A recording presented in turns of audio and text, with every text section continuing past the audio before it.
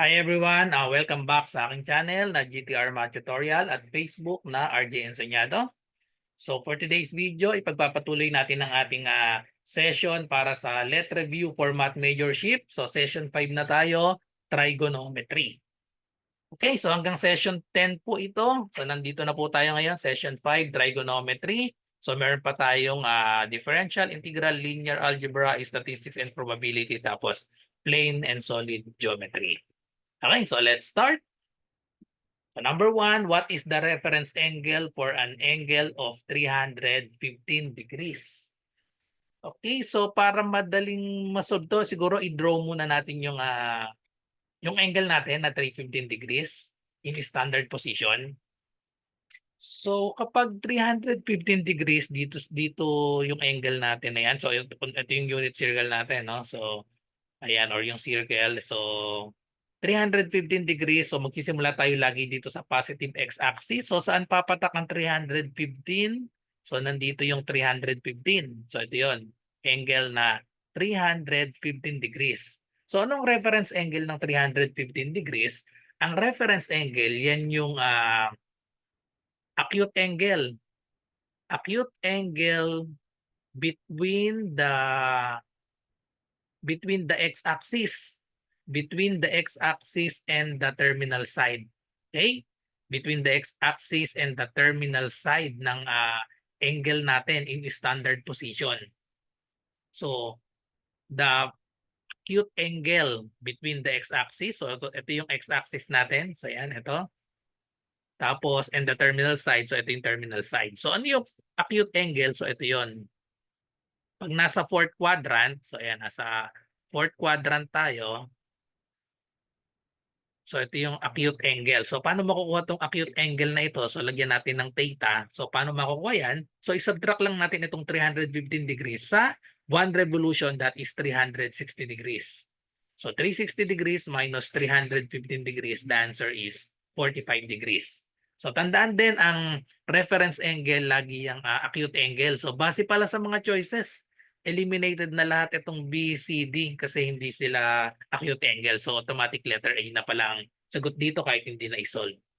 Okay, so the acute angle between the x-axis and terminal side. So yan yung ating reference angle. Okay, so next, number 2.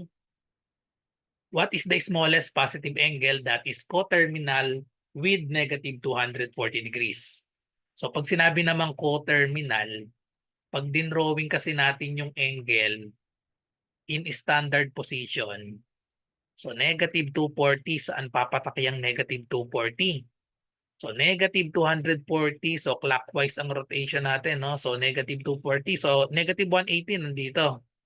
Tapos yung negative 240, so mga banda dito yung negative 240. So pag sinabing coterminal, maraming angles ito na yung papatak lahat dito sa terminal na side na ito, negative 240. So ang formula lang natin diyan, pwede tayong mag-add ng 360 times n. Ang n ay integer, pwedeng negative, pwedeng positive. So para malaman natin yung smallest positive angle, ayan, positive, edi mag-add lang tayo dito ng 360. So negative 240 plus 360 lang tayo dyan. So subtract natin 360 minus 240. The answer is 120 degrees. So the answer is letter B. Okay, so formula, ulitin natin, sa coterminal ay nag-a-add lang tayo ng 360 times n, where n is integer. Okay, so next, number 3. Which of the following angles is not coterminal with an angle of 210? Ayun, so not ang hinahanap natin. Not coterminal with an angle of 210. So mag-add lang tayo. So ang formula ng coterminal, so 210 degrees plus or minus ito no? So or pwede plus na lang, plus 360 times n. Kasi itong n pwede na itong positive or negative. So alin dito ang hindi coterminal daw sa 210? So kunin nga natin yung mga values dito. 210, pag nag-plus tayo, plus 360, ang next dito ay 570. So 570, check ito.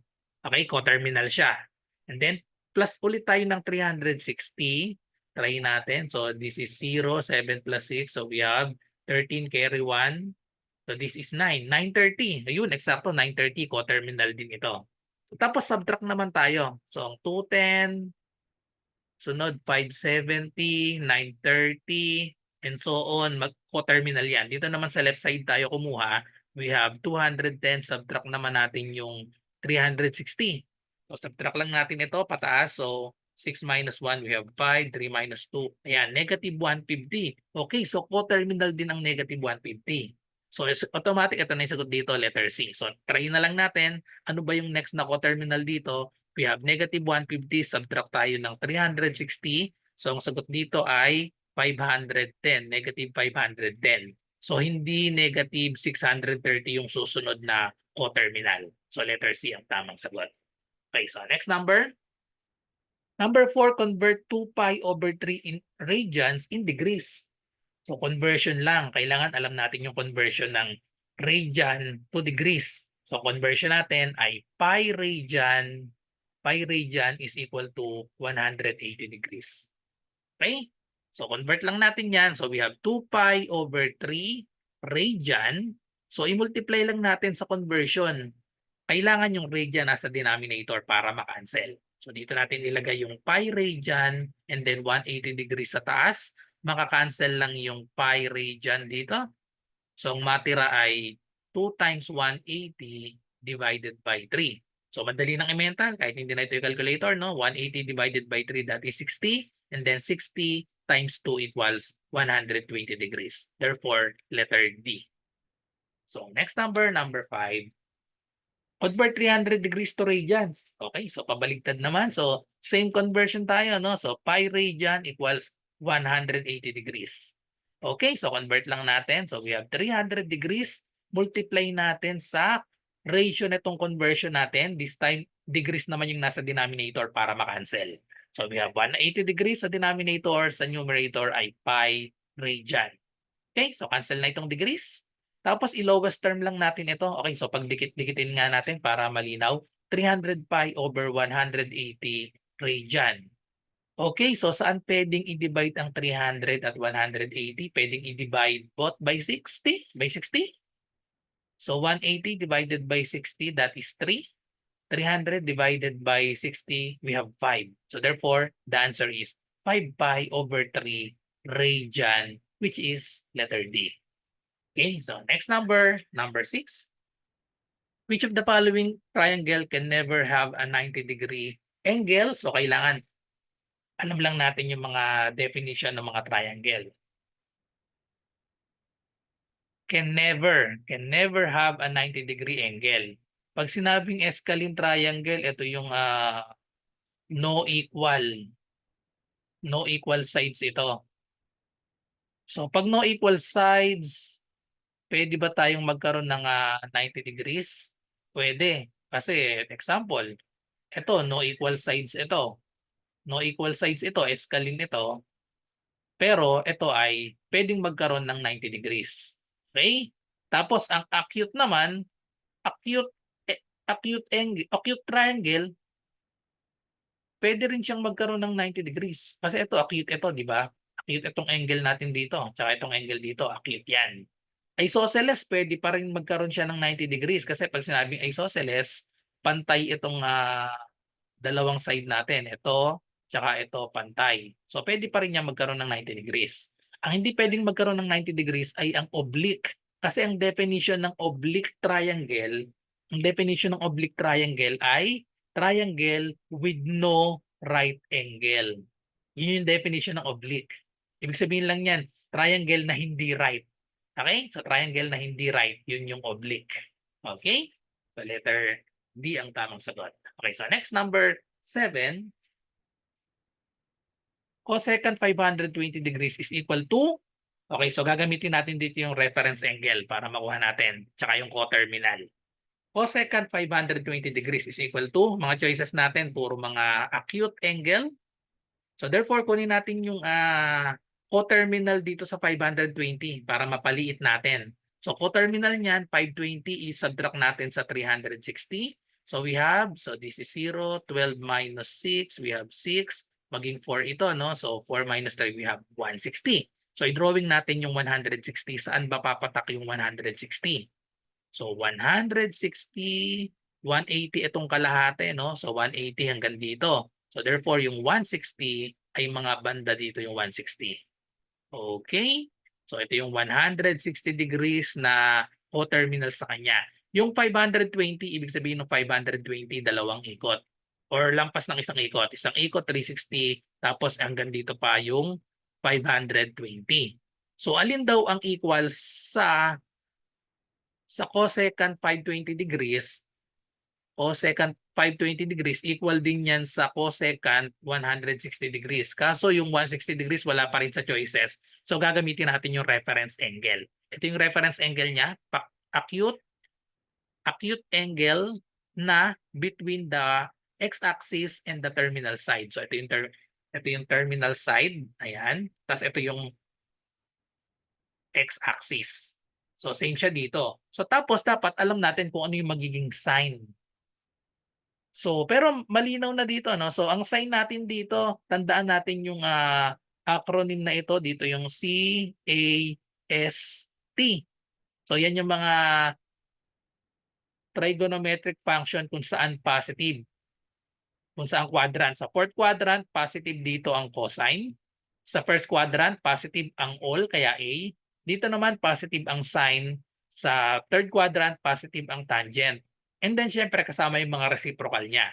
Reciprocal ng cosine dito ay secant. Reciprocal ng sine ay cosecant. Reciprocal of tangent ay cotangent.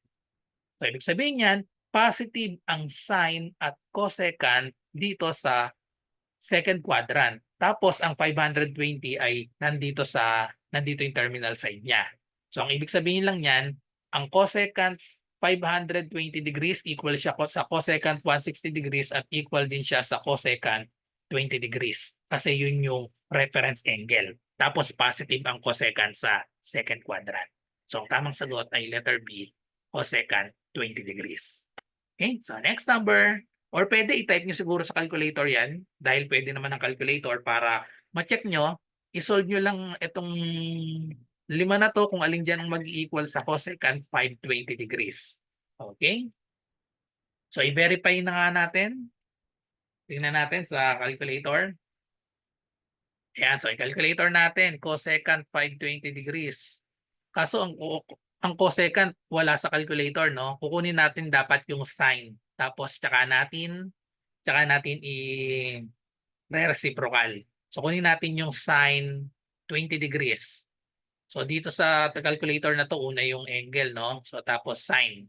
Yan. So sine tapos i-inverse ko yan, reciprocal. Ito yung reciprocal 1 over x. Okay? So 2.92. So check natin ha, 2.92. Tinype ko dyan ay cosecant 20. Dapat yung cosecant 520 ay 2.92 din. Okay, so i-type ko yung 520. Kunin ko muna yung sign nito. Kunin ko muna yung sign. Tapos tsaka ko i-reciprocal. Reciprocal itong 1 over x. Okay, so ayun, same. 2.92. 2.92 sila parehas. Okay? So gamit ang calculator, so verified na natin, tama yung sagot natin. Okay, so another example or another. Number 8, find the value of sine of arc cosine 15 over 17. Okay, so yung angle natin, arc cosine 15 over 17. So ito yung, ilet natin, ito yung theta. So kung ang theta natin ay equal sa arc cosine 15 over 17, ang hinahanap natin ay sine theta. So ito i-solve natin, tanggalin natin itong arc cosine. Kabaligtarin niyang arc cosine, kunin natin cosine of both sides. So mangyayari diyan, cosine theta is equal to 15 over 17. So tapos i-drawing na natin. So i-drawing na natin. So kailangan alam niyo yung SOHCAHTOA.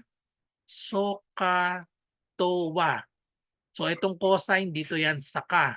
Ibig sabihin kung ito yung theta natin, ito yung right angle natin, yung ka ay adjacent over hypotenuse. So ito yung adjacent, itong angle, and then ito yung hypotenuse. So lagay natin yung mga given natin. Adjacent over hypotenuse daw. So ito yung adjacent. So 15. So drawing nga natin ng bukod dito. So yung 15 ay adjacent, ang hypotenuse natin ay 17. Kung alam nyo ang Pythagorean triple, kung 15, 17, automatic 8 na ito. Tsaka tingnan naman kayo sa mga choices, puro may 8 yan. Okay, so kung hindi nyo kabisado itong Pythagorean triple na 8, 15, 17, isolve natin gamit yung Pythagorean theorem, c squared is equal to a squared plus b squared. Okay? Ang c itong 17, so we have 17 squared equals, kahit magkapalit ito, let's say hindi pa natin alam ito, lagyan natin ng x, so magiging 15 squared plus x squared, and then pag sinolve natin yan gamit ng calculator, so ang mangyayari ay 17 squared, so that is 289 equals 15 squared, 225 plus x squared. Subtract natin dito both sides. So mangyari dyan, 289 minus 225 magiging 64 equals x squared. Square root of both sides. So the value of x is plus or minus 8, pero syempre, plus 8 lang yung kukuhanin natin. So therefore, ang value nitong side na ito ay 8 gamit ang Pythagorean theorem. Pero kung kabisado yung Pythagorean triple, 15, 17, automatic 8 na yan. So taas ang sinasolve natin ay sin theta. So ang sin theta ay dito yan sa opposite over hypotenuse. So anong opposite? Ito yung opposite. Okay? So opposite ay 8. So we have 8 over hypotenuse.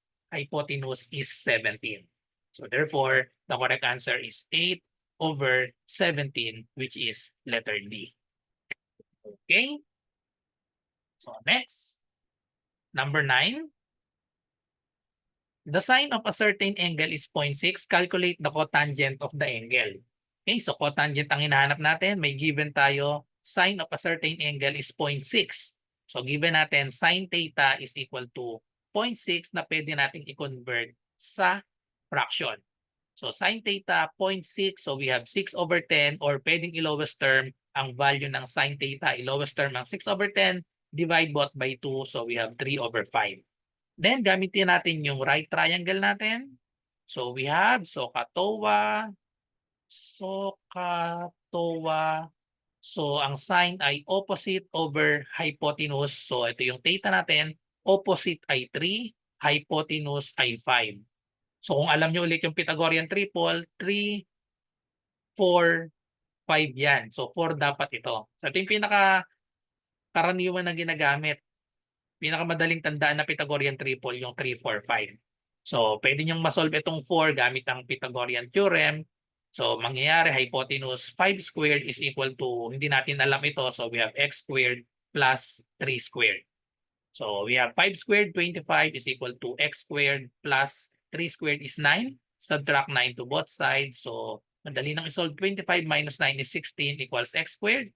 Extract the square root of both sides. So therefore, the value of x is square root of 16. We have 4. So tapos, ang hinahanap natin ay cotangent of theta. Ang cotangent, reciprocal yan netong tangent. Ang tangent ay opposite. Ang tangent ay opposite over adjacent. So opposite, alin ba yung opposite? Ito yung opposite. Ito yung adjacent. Okay, so we have 3 over 4. Tapos ang cotangent, ayan, reciprocal ng tangent. So baligtarin lang natin, we have 4 over 3. Ito na yung answer natin, letter A, 4 over 3. Okay, so next number, number 10. Of what quadrant is A if secant A is positive and cosecant A is negative? So yan, kagaya yan nung kanina, kailangan kabisado natin itong acronym na ito, ano? Yung CAST. Ayan, para madaling tandaan, CAST ang palatandaan dyan. Yung C dito ay cosine, yung A ay all, yung S ay sine, yung T naman ay tangent. Then kasama yung mga reciprocal nila. Cosine reciprocal ay secant, ang sine ay cosecant, ang tangent reciprocal ay cotangent. So hanapin lang natin gamit itong technique na ito, of what quadrant is A if secant A is positive? So nasaan yung secant A na positive? Okay, fourth quadrant. And cosecant A is negative. Okay, so fourth quadrant ang sagot, letter A. Ibig sabihin yung cosine at secant dito positive, the rest ay negative. Okay? So kaya quadrant 4. Okay.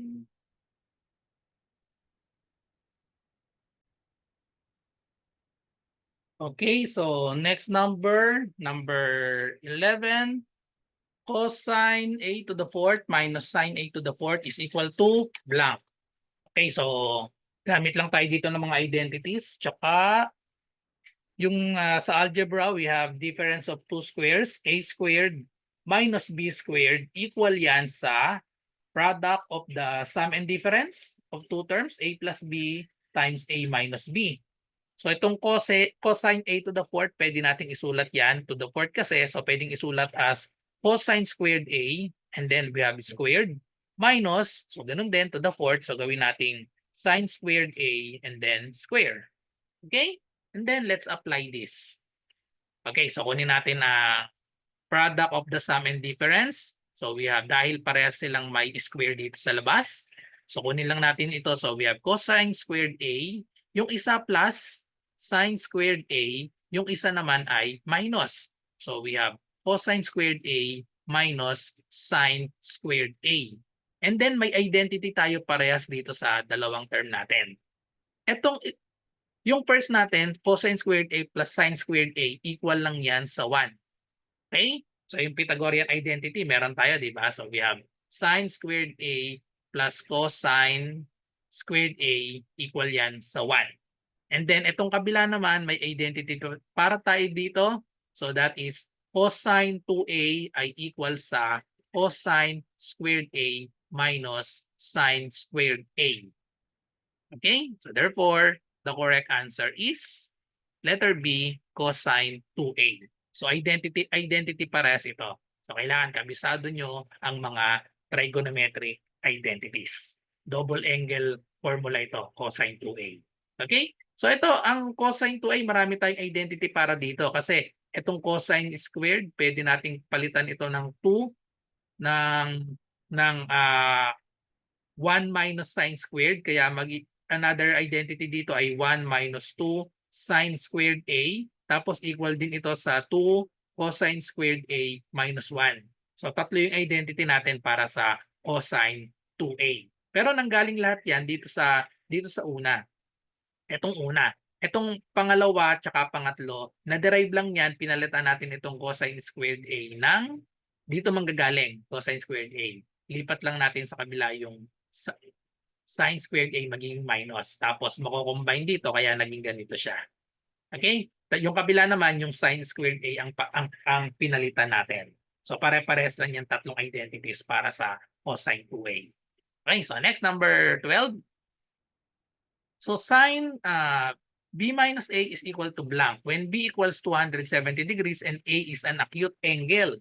So kailangan natin dito ng formula para sa sine, let's say A plus B. So ang formula natin dito, A plus or minus B. So palatandaan ko dito, sin cos cosine.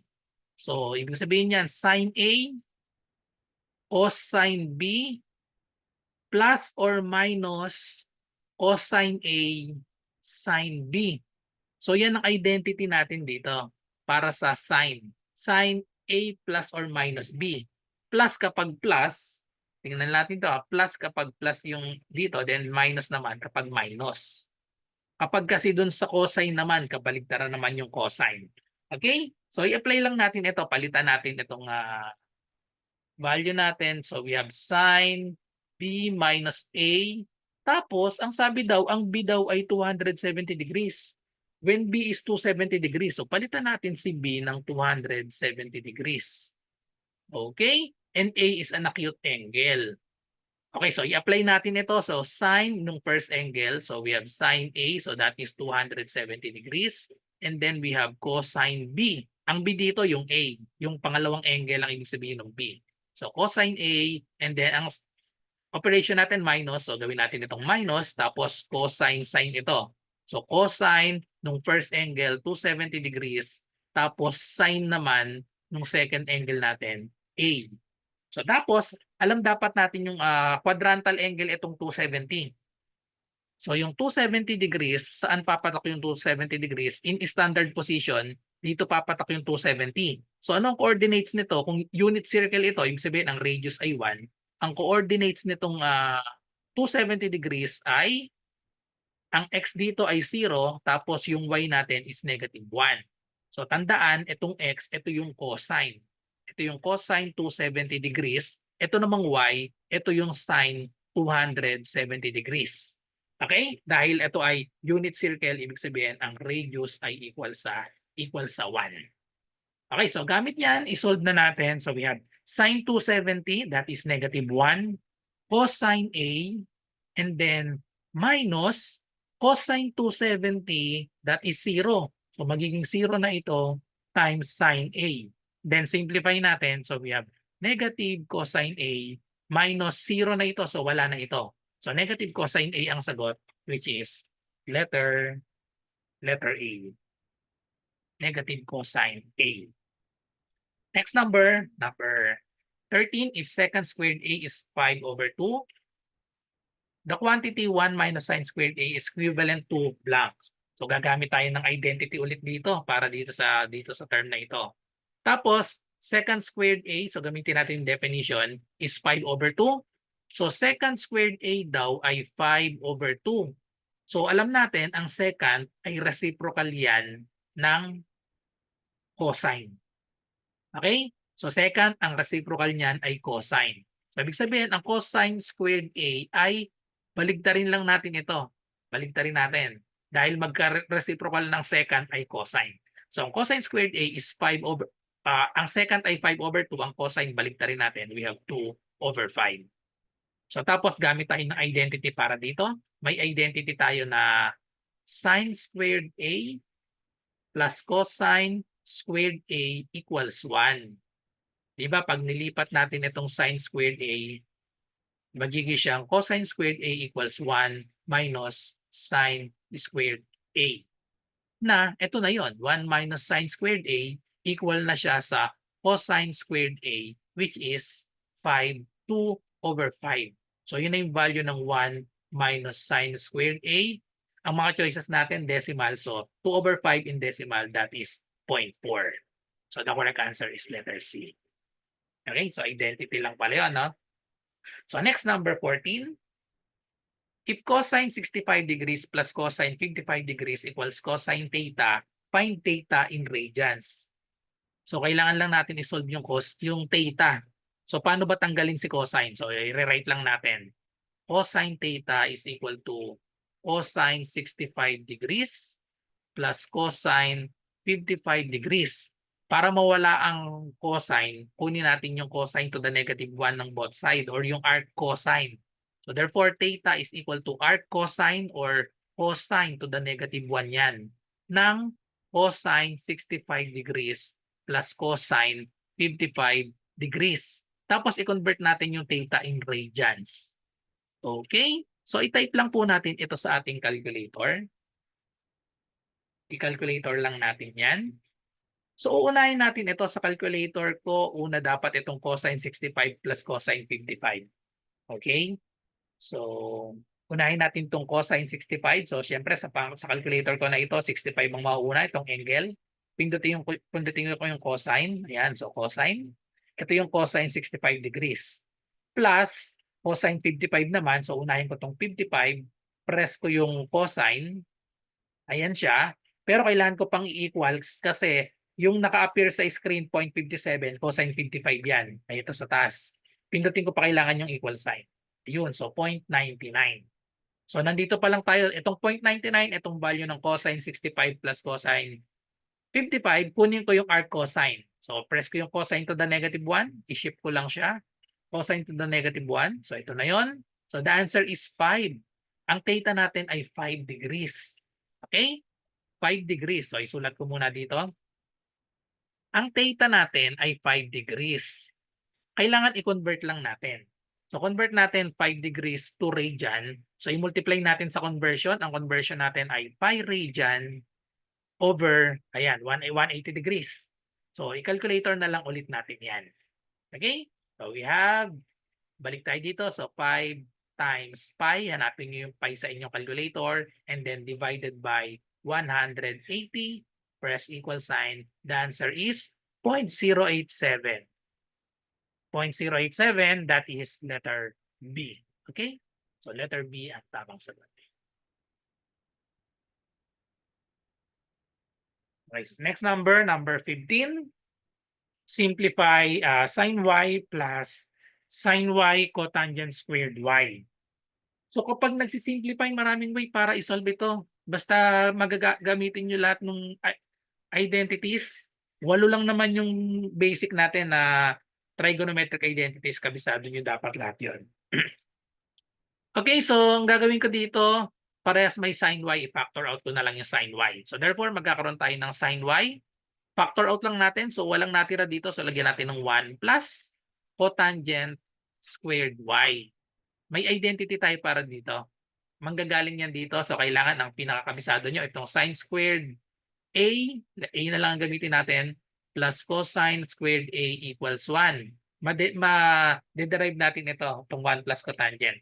Kapag dinivide natin itong lahat, pag dinivide natin lahat ito sa cosine, kapag dinivide natin lahat sa cosine squared a, magiging identity natin dito, sine squared a over cosine squared a, that is equal to, ba't multiply yung ginawa ko, no? Divide dapat. So 1 over cosine squared a dapat. So yan, multiply. So mangyayari ay ito, sine over cosine, magkakaroon tayo ng tangent squared a. Okay? Plus, ang cosine squared a over cosine squared a, that is 1. Okay? Equals, itong kabila magiging 1 over cosine squared a. So magiging siyang secant squared a. Okay? So ito yung isa pang identity. Ang mangyayari naman, another, kapag i-divide naman natin sa sine naman natin i-divide, sine squared a. So ito pa yung isang identity. Cosine squared a, sine squared a divided by sine squared a, mangyayari dyan ay 1 plus cosine over sine, that is cotangent squared a, equals 1 over sine squared, that is cosecant squared a. Which is, ito na yon, 1 plus cotangent squared a, naging y lang ito. So ibig sabihin, equal lang ito sa sine y times cosecant squared y. Tapos, may identity tayo, reciprocal. So we have sin y, we have sin a ay equal sa 1 over, or balik na rin natin, ang cosecant a ay equal sa 1 over sin. Okay? Or simply, sin a. Or ang product nila, cosecant a, kapag minultiply natin itong dalawa, times sin a ay equal yan sa 1. Okay? Kapag ang product ng reciprocal, siyempre equal yun sa 1. At alam natin, ang sine at cosecant ay reciprocal yan. So, ibig sabihin, pag hiwalay natin itong cosecant, mangyayari dyan, sin y times cosecant y times another cosecant y. And then, itong sin y times cosecant y, equal na ito sa 1. Kasi reciprocal nga sila. May matitira pang isang cosecant y. So, therefore, the answer is cosecant y, which is letter D. Okay, so yan yung simplest form. So next, number 16. Use the fundamental identities to simplify cosine x times cotangent x over 1 minus sine squared x. So again, maraming way para isolve ito. Kailangan kabisado natin ang mga identities. Pwede magsimula ako dito sa anong attack na gagawin ko dito. Itong denominator, may identity itong diretso, di ba? Meron tayong sine squared a plus cosine squared a equals 1. Pag nilipat natin yung sine sa kabila, we have cosine squared a is equal to 1 minus sine squared a. Okay? So, ibig sabihin, ang denominator natin ay, ito na siya, cosine squared a. X ang ginamit, so, meron tayong over cosine squared x, and then sa numerator, cosine x, cotangent x, na pwede nang makancel agad yung isang cosine sa taas, isang cosine sa baba. So ang natira na lang ay cotangent x over cosine x. So gamit ulit tayo ng identity. May identity ang cotangent. Ang value ng, tandaan natin ito ang value ng tangent, tangent A ay equal sa sine A over cosine A. Tapos ang cotangent ay kabaligtaran nitong tangent, reciprocal siya. So therefore, ang cotangent A ay equal sa, baligtarin natin ito, we have cosine A over sine A. Na i-apply natin dito. So therefore, we have ang cotangent daw ay cosine A. So palitan natin ng x, cosine x over sine x. Habaan ko yung fraction bar dito, all over cosine x. So pag sinimplify natin ito, lagyan natin ito ng over 1. So tapos magiging siyang cosine x over sine x, magiging multiplication. Division, di ba? Magiging multiplication tapos kunin natin yung reciprocal nito. Reciprocal nito, we have 1 over cosine x. So cancel cosine x, ang natira ay 1 over sine x. And then, ano ba ang reciprocal ng sine? Ang reciprocal ng sine ay cosecant x. So the correct answer is letter C, cosecant x. Next, number 17, another identity. Find the value of sine A plus cosine A tangent A over cosine A. So, tingnan muna natin kung ano yung pwedeng gamitan ng identities dito, ng identity. Sine, cosine, tangent, cosine. So, siguro itong tangent. Gamitan natin ng identity ang tangent. Anong identity para sa tangent? Ang identity para sa tangent ay, kopyahin lang natin, ang tangent ay cosine ay sine over cosine. So itong tangent, palitan natin ng sine over cosine. Okay? So ayun, nakita ko na may maka-cancel na agad, di ba? Cosine over cosine theta. Cancel na agad yung cosine theta dito. So mangyayari, meron tayong sine theta plus sine theta over cosine theta. So we have sine theta plus sine theta. So may invisible na 1 yan, di ba? So magiging 2 sine theta over cosine theta. Tapos itong sine over cosine, ibalik lang natin dito. Equal yan dito, di ba? Sa tangent theta. So therefore, ang sagot na natin ay 2 tangent theta, which is letter C. Okay.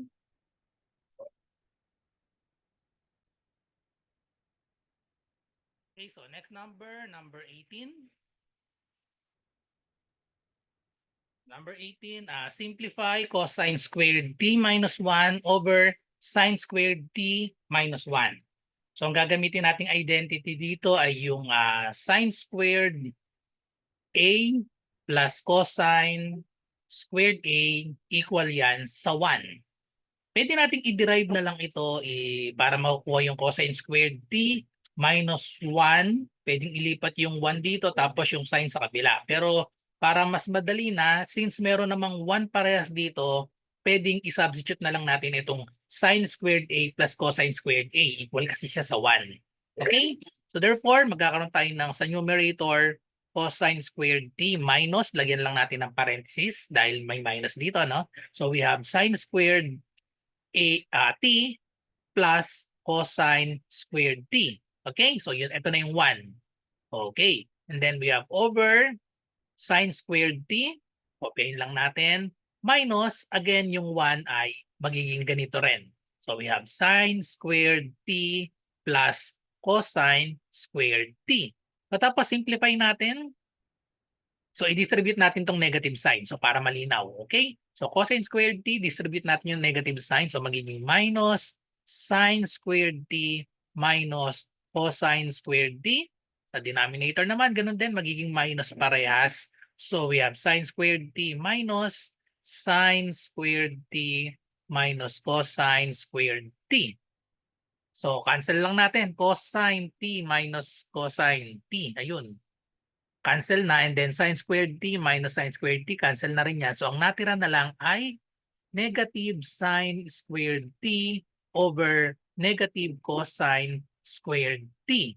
And then negative over negative, positive na yan. And then meron tayong identity na sine theta over cosine theta equal yan sa tangent theta. Therefore, ang sagot na natin, excuse me, ang sagot na natin ay positive tangent squared t. Okay, bali wala na itong positive. So tangent squared t, letter A ang simplest form. Okay? So next number, number 19. Find the amplitude of y equals 3 sine x. So kapag ganitong amplitude ang hinahanap, napakasimple lang nito. Kailangan alam nyo lang yung mga properties no nung graph ng function natin. Kapag ganyang amplitude ang hinahanap, ang titingnan lang natin diyan ay kung ano yung numerical coefficient nung function natin. Sin x or cosine x, applicable to sa sin x at cosine x, kung ano yung number na nakamultiply, yun na yung amplitude natin. So therefore, the amplitude is 3. Amplitude yan yung height nung ano natin, nung kalahati. Let's say ito yung graph ng function natin. Ang sin x, ang graph niya nagsisimula dito sa 0. Ayan, pag ganyan ang graph niyan. Okay? Pag ganyan ang graph niyan, ang amplitude, itong kalahati na to.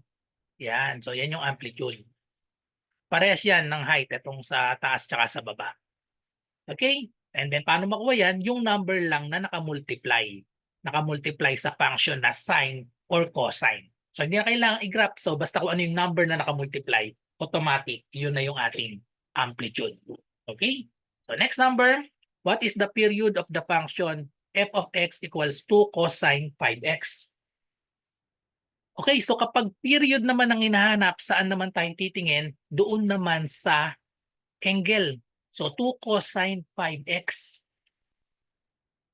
So ang period ng graph ng sine at cosine, ang period niyan, so ito yung graph ng sine ng cosine, ang cosine nagsisimula dito eh. So we have, lagay natin dito pi over 2, and then we have pi, we have 3 pi over 2, tapos we have 2 pi. Ang one period niya, nagsisimula tayo dito. So let's say ito yung negative 1, ito yung positive 1. Ang graph ng cosine dito nagsisimula sa 1. Yung graph ng y equals cosine x. Okay? So y equals cosine x itong ginagraph natin, hindi itong function na given. Ito kasi yung pinaka-basic na kailangan alam natin. So ito yung graph niyan, meron siya tayong point dito, meron dito sa pi over 2, tapos dito sa kabila sa negative 1 papatak yan, tapos dito ulit, 0 ulit dito.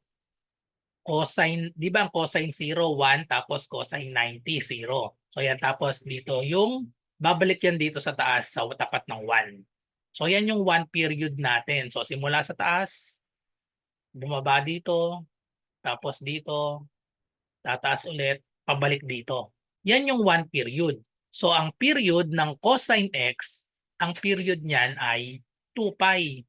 Ibig sabihin, every 2 pi nauulit yan. Ito yung 1 cycle natin. Pag dinaretso natin yung graph, ganyan ulit yan. Babalik ulit yan dito sa taas. So ito another 2 pi ito. Okay? So yun yung period. Pero paano natin kuhanin kapag, so ito yung graph ng cosine x. So paano kapag may nakamultiply na number dito? 5x. So ang period kapag may number dito, ayan, 5x, yung nakamultiply dito sa angle natin, i-divide lang natin yung 2 pi. Kasi nga ang period ng sine at cosine ay 2 pi. So therefore, kapag may number dito, ang magiging period natin ay equal sa 2 pi divided by yung number na nakamultiply kay x. So 2 pi over 5 ang period ng given function natin, y equals 2 cosine 5x. Tapos ang amplitude naman, so ito yung period niya. Ang amplitude naman nitong given natin na function, ang amplitude niyan kung sakaling pinapakuha yung amplitude, itong number na ito, yung 2. Okay? So ayan yung mga parts ng ating graph ng cosine tsaka sine. Okay? So next number, number 21. What is the vertical shift of the function? F of x equals negative 3 plus 2 sine x. So paano naman natin kukuhanin yung vertical shift? So kumpletuhin natin yung function ng sine at cosine. If y is equal to a, we have a, pwedeng sine to, pwedeng cosine, no? Equals a sine bx plus c plus d. Yan yung kumpleto. Yan yung kumpleto. Yung a dito, so kailangan alam natin yung mga parts dito ha. Yung a, ito yung amplitude. Automatic, yan yung amplitude. Ang period naman natin, itong B, ang period niyan ay i-divide lang natin. Ang period ay 2 pi over B. Ano naman itong C? Itong C, ito yung horizontal shift. Horizontal shift yan. Kapag plus, ibig sabihin i-shift natin sa left. Kapag plus, itong C dito. Kapag minus naman ay papuntang right. Okay? Ito naman, itong D, ito yung vertical. Yan yung vertical shift. Okay? So yan yung mga parts ng equation natin ng sine at cosine. Kapag nag-plus tayo dito, ibig sabihin yan, i-shift natin up. Kapag minus naman ay down.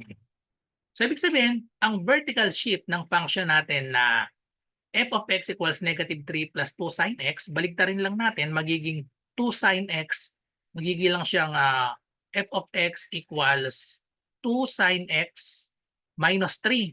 So ang vertical shift niya, itong negative 3. So therefore, the answer is letter A, negative 3. Okay? So next, number 22.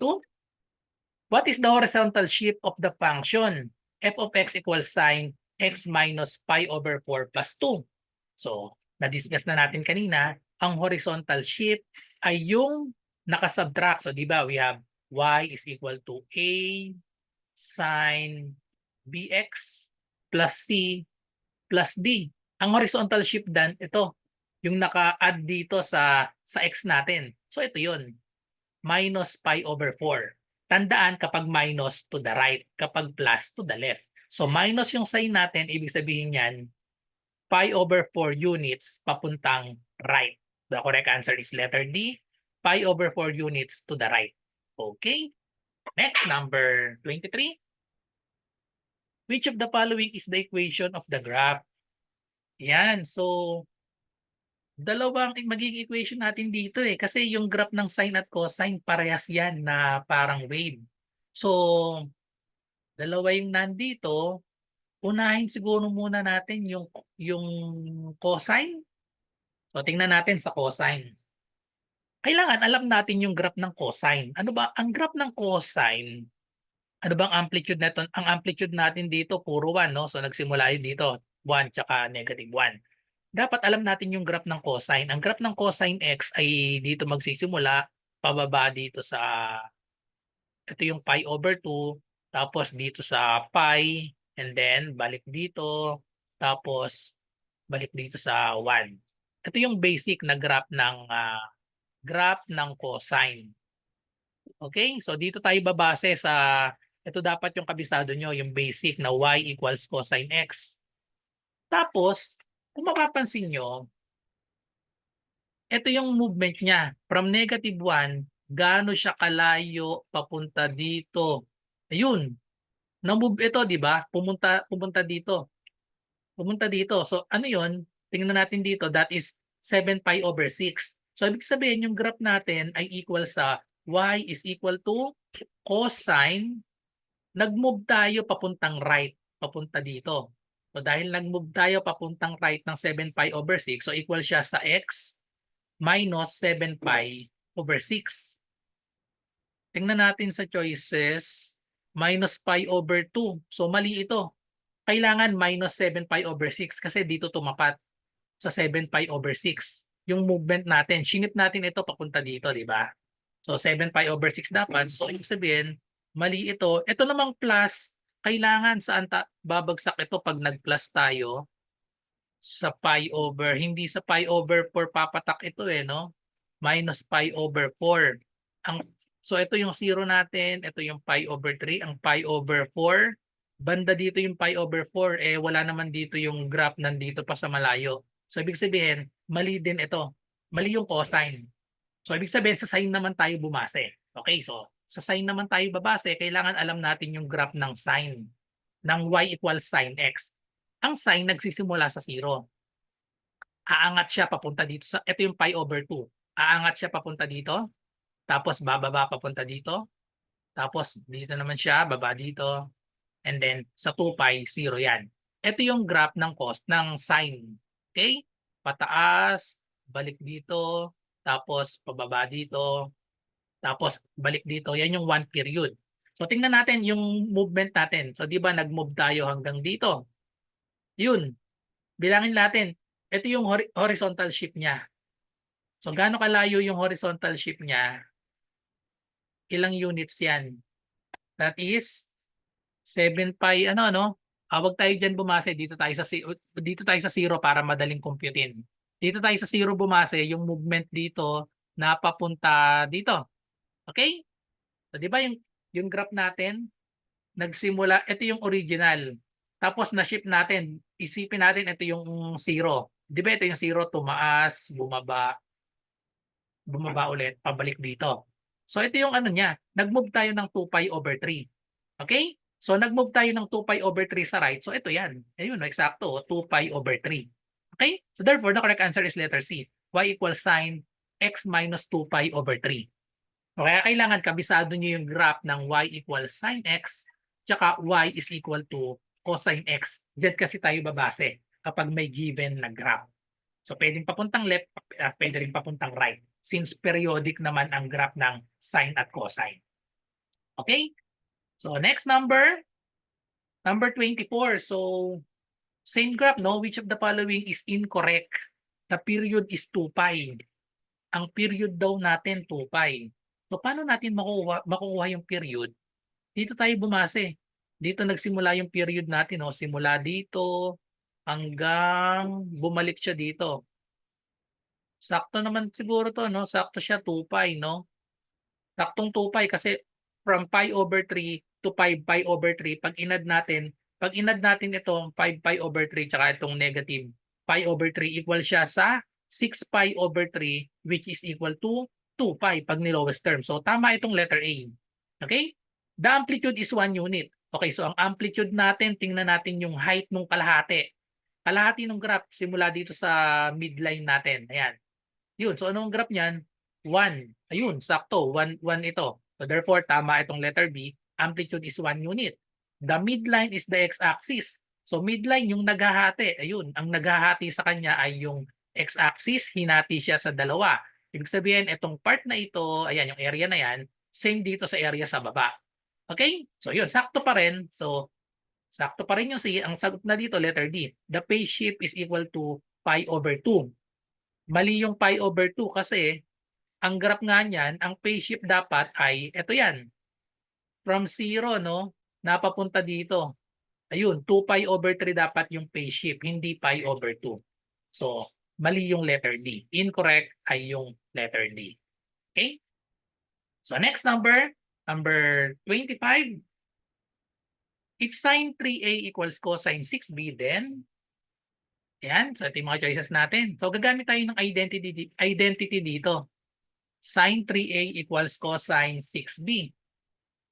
So gamit tayo ng identity para dyan. Co-function ang gagamitin nating identity para dyan. Okay? So ano yung co-function ng sine? Ang co-function ng sine ay cosine. Ang sine a, ito yung identity, equal siya sa cosine 90 minus a.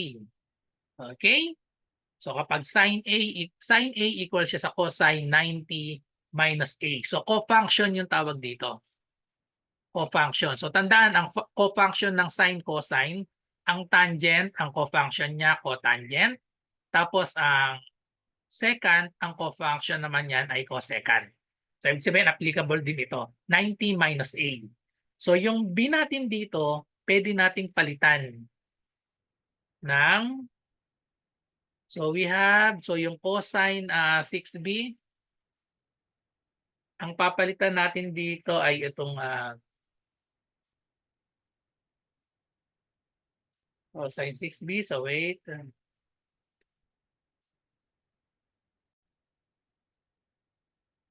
Okay, so gamitan natin ng identity ito ng co-function. Itong sine 3a, so ito yung gamitan natin ng identity ng co-function. Sine 3a ay equal siya sa cosine. Cosine, gamitin natin itong 90 minus a. So magiging siyang 90 minus, imbis na a, gagawin nating 3a. Okay? So yan na yung value ng sine 3a. Magiging siyang cosine 90 minus 90 minus 3a.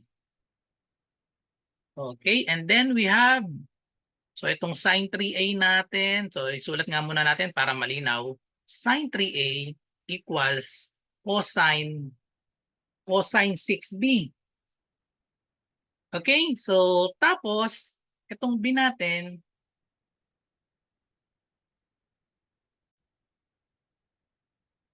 okay, so tapos gamitin natin itong identity natin dito nitong cofunction. Itong sine 3a palitan natin itong cosine. So itong sine 3a palitan natin ng, kapag ginamit natin itong cofunction na identity, magiging siyang 90 minus 3a and then equals cosine 6b. So dalawa yung solution dito ha. Ito pwedeng yung sa 3a tayo sa sin 3a tayo gumamit ng identity, pwede namang sa cosine 6b. So kahit alin dun sa dalawa. So tapos dahil cosine na sila parehas, pwede nating i-cancel yung cosine. So equate na lang natin yung angle 90 minus 3a equals 6b.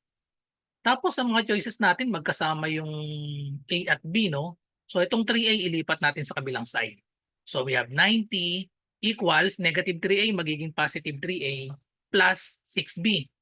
Last step na to, i-divide natin both sides by, pwedeng i-divide both sides by 3 para ma-simplify. 90 divided by 3, we have 30 equals 3a divided by 3, we have a plus 6b divided by 3, that is 2b. Ayun na siya, a plus 2b equals 30. Ayun, letter B, a plus 2b equals 30 degrees. Okay? So next number, number 26.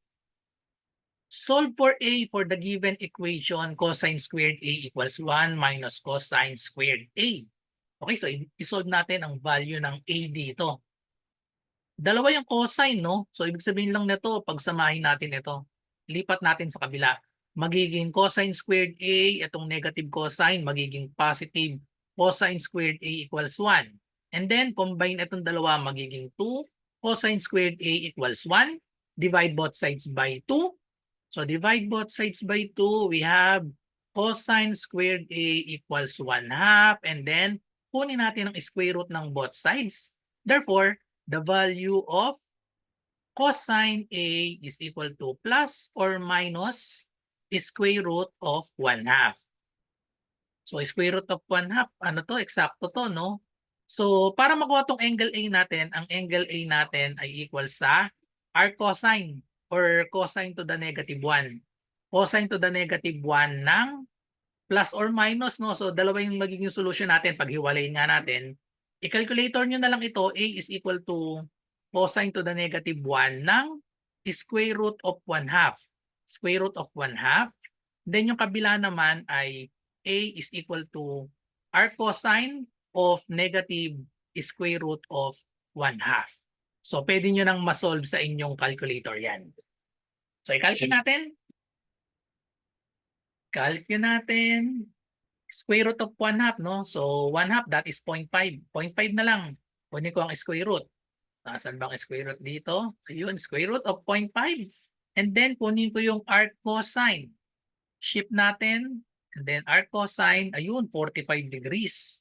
45 degrees pala itong isa. 45 degrees. Tapos yung isa naman,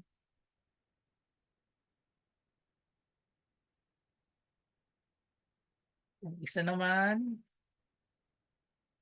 isa naman negative. Negative 1/2, no? So gawin lang natin 0.5 yung then lagyan ko negative yan. So negative 0.5. Square root pala muna. Sorry. So kunin muna natin ang 0.5 square root niya. Tapos gawin kong negative. Ayun, so negative. Tapos arc cosine. Shift natin arc cosine. Ayun, 135 degrees naman siya. 135. So dalawa yung sagot natin, no? 45 tsaka 135 degrees. So 45 at 135. Ito na yung sagot, letter C. 45 tsaka 135. Tapos meron pa palang 225 at 315 kasi pag nag-drawing tayo dito ng unit circle natin. Diba may unit circle tayo? Unit circle radius niyan ay 1. Yung 45 degrees dito papatak yan. Okay? Tapos syempre yung 45 degrees, 'di ba ang x meron ito xy, Yung x dito, ito yung cosine. Cosine theta yan. Cosine 45. Yung cosine 45, meron niyang kapantay dito sa kabilang side. Yun. Yung 45 degrees sa kabila, equal yan dito sa negative 45 degrees. Tapos syempre, itong negative 45 degrees sa kabila, kapag ginawang positive, kapag positive, that is 315 degrees. Kaya kasama yung 315 degrees. Sa kabila naman yung 135, dito papatak yung 135. Okay? So ito yung 135. Tapos syempre, may katapat yan dito sa kabila dahil unit circle nga no? May katapat dito sa kabila. Ito yung 135, so 45 ito. Itong kabila ay 180 hanggang dito, tapos ito another 45, kaya 225. Ayun, so kaya ito yung kompleto, 45, 135, 225, and 315. So dalawa yung solution dito, kasama dito yung 315. Dito naman kasama yung 225. Kasi nga sa unit circle may katapat yan sa kabilang side. Okay? Yun yung value ng x. Dalawa yan. Okay? So dito yung x natin dito, dalawa yung positive x dyan. So, 4 yung solution natin. Okay, so next, number 27. Drawing lang natin ito. A flagpole is 25 feet tall. If the angle of elevation from a point on the ground to the top of the flagpole is 35 degrees, how far away is the point from the base of the flagpole to the nearest foot? Okay.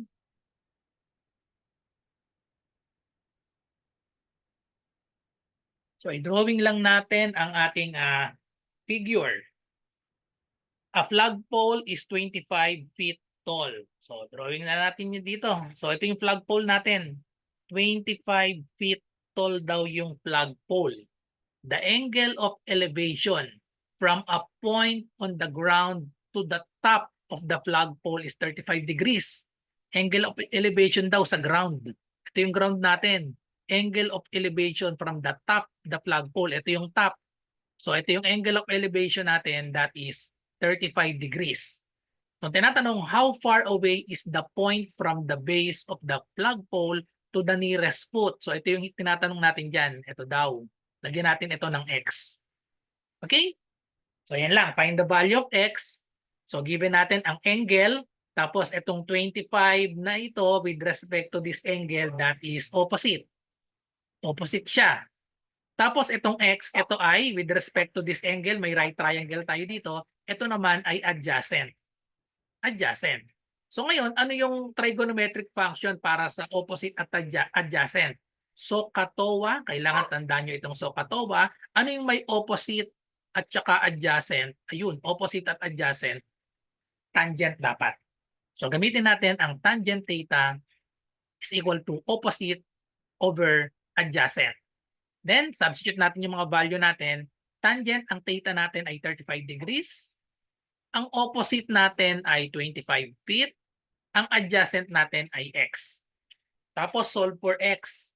X ang hinahanap natin. So, itong x, multiply natin dito. So, magiging tapos, yung x tsaka itong tangent, pagpalitin lang natin. Kasi pag minultiply both sides by x, mapapapunta yung x sa taas. Tapos divide both sides by tangent 35. So in short, magkakabaligtad lang ito. We have 25 over tangent 35 degrees na equal sa, i-calculator na lang natin yan. I-calculator natin.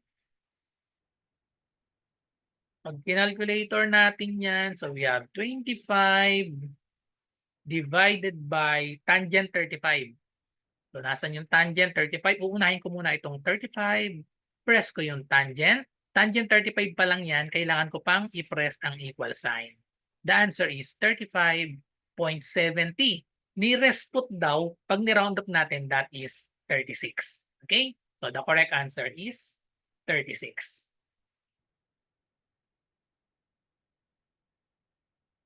Okay? So, tamang sagot natin. Approximately ano to 36 feet, letter D. So next number 28. A triangle has side lengths of A, 8, 10, and 12. What is the measure of the smallest angle to the nearest degree? Okay, so given yung bawat side, no? So drawing natin, for reference lang yung drawing natin, hindi eksakto ito. So let's say ito yung 8, ito yung 10, ito yung 12. Okay, so given ang three sides, so ang tanong, what is the measure of the smallest angle? Ang smallest angle dito, itong opposite nitong smallest side. So lagyan natin ng mga letters nga to. Ito, gagawin natin A.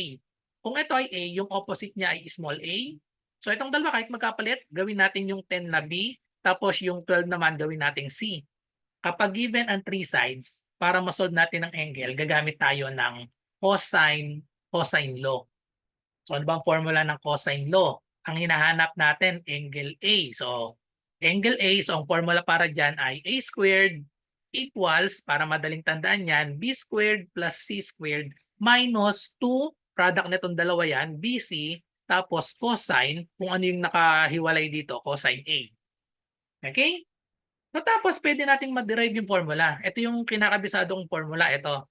Tapos ang hinahanap natin angle A. So pwede nating i-derive na lang dito, or pwede na rin namang hindi i-derive, i-substitute nyo na lang directly. Tsaka nyo na lang i-solve itong cosine A.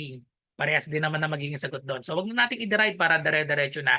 I-substitute na lang natin. So ang 8 natin ay 8. So 8 squared is equal to, ang B natin ay 10 squared plus ang C natin ay 12 squared minus 2 times BC. So we have 2 times 10 times 12. And then we have cosine A. So isolve natin lahat ito. So we have 8 squared, that is 64. Equals 10 squared, we have 100 plus 12 squared, 144. Minus 2 times 10. Ito muna, 10 times 12, that is 120 times 2. So we have 240 cosine A. Then pagsamasamahin natin, no? So we have 64 equals, this is 244 minus 240 cosine A. 240 cosine A, tapos subtract natin ng 244. So pwedeng i-calculator nyo na yan. Simula dun sa umpisa pa lang no? So ginawa lang nating detail. 64 minus 244, that is negative 180. So dito na natin isulat. Pag sinubtract natin ng 244, we have negative 180 minus 240, equals negative 240 cosine A. And then i-divide natin both sides by negative 240. Divide both sides by negative 240. Yan, negative 240 equal na siya sa cosine A is equal to, anong sagot dyan? Pag dinivide, 180 divided by 240, positive na parehas yan, equal sa 0.75. Okay? So 0.75 na lang ito. Tapos, para makuha A ang hinahanap natin, kunin natin kailangan, so baligtarin nga natin. Cosine A is equal to 0.75, and then ang value ng A ay equal sa cosine to the negative 1 of 0.75. So i-press nyo lang sa calculator nyo yan. So ito na yan, meron na ako ditong 0.75. Pindutin ko lang yung arc cosine, shift natin, cosine to the negative 1. Ayun, so yan na yung sagot, 41.40. Syempre, naka-round off tayo, nearest degree daw. So pag ni-round off, 41. Letter C ang tamang sagot. Okay? So letter C ang tamang sagot pala dito. Letter C, 41 degrees. Nearest degree. Okay, so next, number 29. The sides of a triangle are 195, 157, and 210. What is the area of the triangle? So tinatanong natin area ng triangle. Given ang tatlong sides. So alam natin ang formula ng triangle, di ba? Ang area ng triangle, yung madaling formula, area is equal to 1/2 base times height.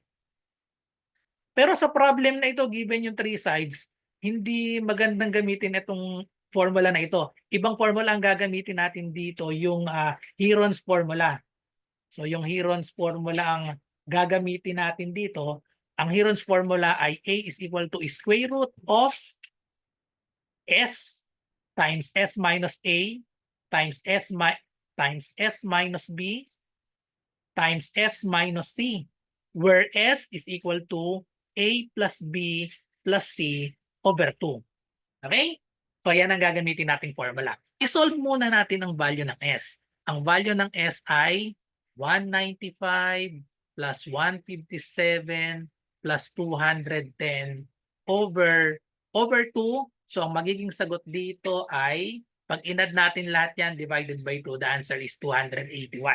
So ngayon, isubstitute na natin sa Heron's formula. We have square root of 281 times 281 minus bawat sides natin 195 times 281 minus 157 and then times 281 minus 210.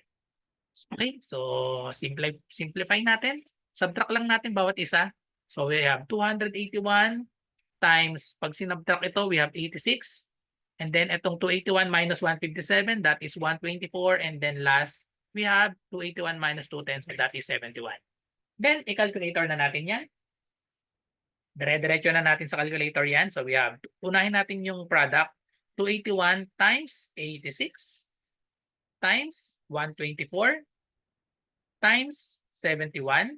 Press ko muna yung equal sign. Yan yung product. Tapos, kunin natin yung square root. Hanapin natin yung square root. Ayun ang square root. Okay, 14,586. Okay, so naka-round up na. Whole number, 14,586, which is letter C. Okay? So letter C ang tamang sagot para sa number na ito. Yun, letter C. So last number, number 30.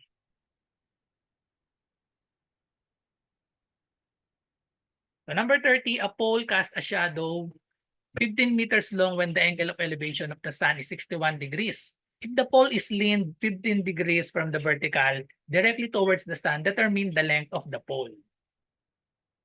Okay. So i-drawing lang natin yung figure natin na mabubuo dito. So ang sabi, a pole cast a shadow 15 meters long when the angle of elevation of the sun is 61 degrees. So angle of elevation daw papuntang sun ay 61 degrees. So let's say ito yung drawing natin. Andito yung sun, ayan. Angle of elevation daw ng sun ay 61, ilan daw? 61 degrees. Ayan, 61 degrees. Okay. So ayan yung shadow, no? Tapos, if the pole is leaned 15 degrees from the vertical directly towards the sun, yung pole daw nakalin ng 15 degrees. So let's say ito yung pole natin. Nakalin yung pole dito. Okay? So ito yung pole natin. Ayan. So nakalin daw siya ng 15 degrees towards the sun. So ito yung magkaka-right triangle tayo dito eh. Pero dito yung ano natin. Tapos nakalin ito. So ito yung 15 degrees. Okay? So 15 degrees nakalin siya papunta dito sa papunta sa sun. So 15 degrees papuntang sun. So ang tanong, determine the length of the pole. So nagkaroon tayo dito ng oblique triangle. Okay, so oblique triangle yung nabuo natin. Ano yung mga given natin? Meron tayo ditong 61 degrees, tapos 15 meters daw yung a pole cast a shadow 15 meters. So ito yung dito yung 15 meters. So ito yung 15. Tapos kung ito ay 15 degrees ito dito, no? So 15 yung 15 degrees dito, sorry, nandito yung 15 degrees. Okay? So nakalin siya ng 15 degrees, tapos ito syempre 90 degrees ito. So i-add natin, so yung total dito ay ito ay magiging 15 plus 90, so magkakaroon tayo dito ng 105 degrees. So yun yung oblique triangle natin. Yung oblique triangle na bubuo natin, 61 degrees, 15, tapos 105 degrees dito sa kabila. So ano yung pwedeng gamitin natin dito? Lagyan natin ng mga letters nga ito. So kung ito ay angle A, itong 105, ito ay angle B. Tapos, itong 15 dito, ito ay magiging angle C, itong kabila, no? Angle C. So itong 15 dito, opposite nitong C, ito ay magiging small c. Ang hinahanap natin, determine the length of the pole. Ito yung pole, lagyan natin itong pole ng X. Ito yung hinahanap natin. Itong angle C, pwede nating masolve kasi given yung dalawa. So ang sum ng angle natin, angle A plus angle B plus angle C, equal yan sa 180 degrees. Kung meron tayong 61 at 105, 61 degrees plus 105, madali nang isolve yung angle C natin. I-add lang natin ito, that is equal to 166 degrees plus C is equal to 180 degrees. Subtract lang tayo ng C ng 166 to both sides. So makukuha natin yung angle C as 180 minus 166, so 14 degrees. So meron na tayong angle C, ito ay 14 degrees. Ngayon, dahil given na lahat ng angle, pwede na tayong gumamit ng sine law. Okay? Sa sine law, itong x, palitan nga natin ito ng sin dito. Gawin natin siyang A para malinaw opposite nitong angle A natin. So gawin natin itong imbis na x, A ang ipalit natin. Okay, so sabi sa sine law, we have A over sine A equals B over sine B equals C over sine C. Sa problem, meron tayong C. So tanggalin na natin ito si B. Ang gagamitin lang natin ay si C over sine C. Okay? So dalawa lang kasi yung ginagamit natin dyan. So gamitin natin si A at saka si C. Substitute natin ng mga given. Anong value ni A? Yan yung hinahanap natin. And then we have sine A. Ang angle A natin ay 61 degrees equals C. Meron tayong given na C, that is 15. And then sine C, ang value ng C ay 14 degrees. To solve for A, si sine 61 dalhin lang natin dito sa kabilang side. So therefore, the value of A is 15 times sine 61 degrees over sine 14 degrees. Okay? So i-calculator na lang natin yan. So i-calculator na natin. So we have 15 times 61 muna unahin natin, 61, and then press natin yung sign. Okay? I-press ko pa yung equal sign para ma-multiply siya sa 15. And then divide natin sa sine 14.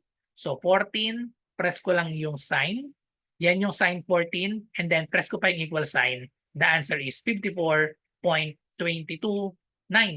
Pag ni-round off 2 decimal places, magiging 54.23, which is letter A. Okay? So letter A ang tamang sagot, 54.23. Okay, so that's all. So thank you for watching. I hope may natutunan kayo sa video na ito at kita-kita tayo sa ating session 6. So bye-bye and God bless. Good luck sa lahat na nagre-review.